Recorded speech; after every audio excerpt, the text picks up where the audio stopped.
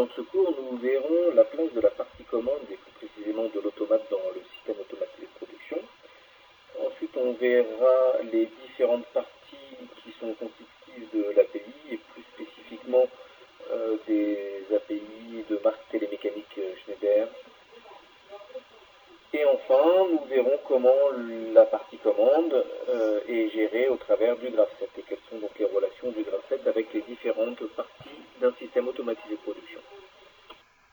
Dans ce cours, nous verrons la place de la partie commande et plus précisément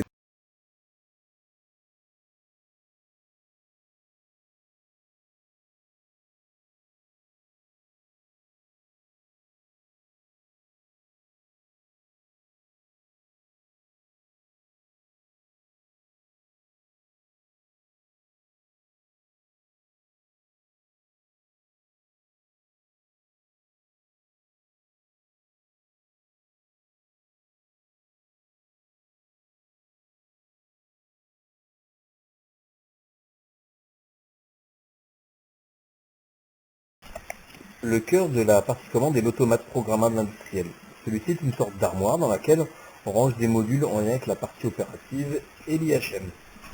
Les entrées sont des informations données par la partie opérative via les capteurs.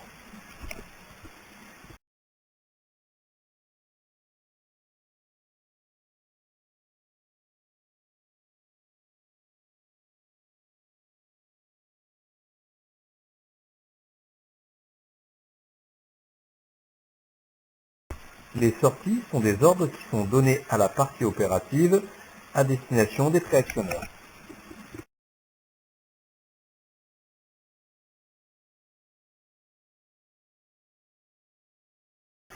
Et enfin, la dernière partie, c'est là où on rangera le programme, qui, en fonction des infos arrivant des modules d'entrée, donnera des ordres via les modules de sortie à destination des préactionneurs.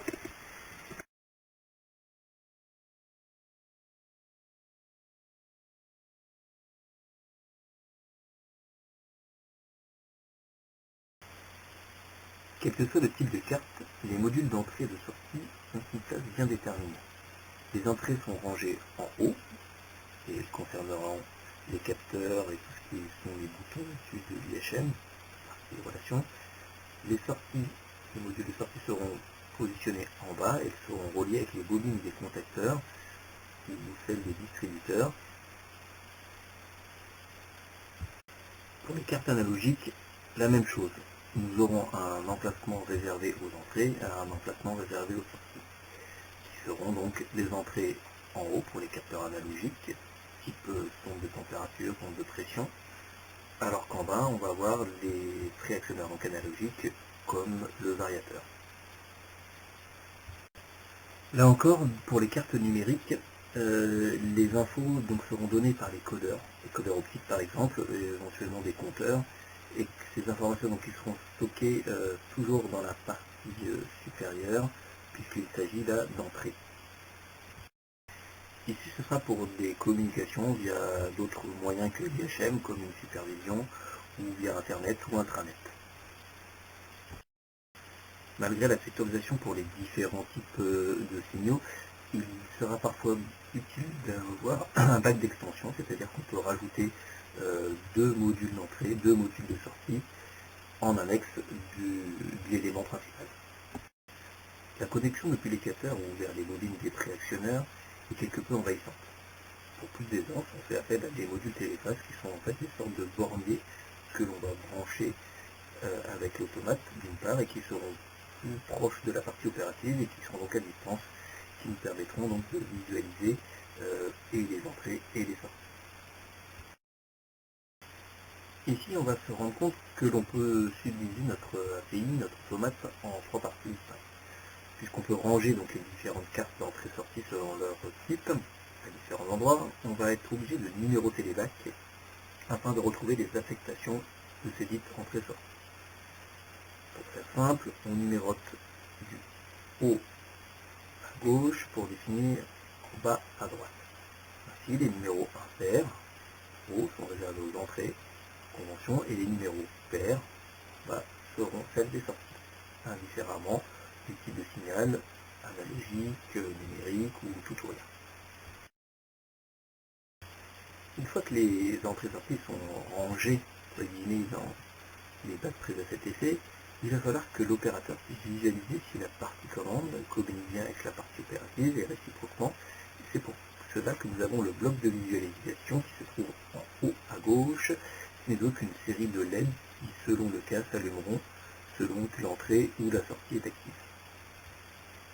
Et enfin, une dernière partie où on stocke le programme et on pourra communiquer avec l'automate via un PC par exemple. Il y a également toute la partie alimentation de l'automate, car celui-ci aura besoin d'électricité pour fonctionner.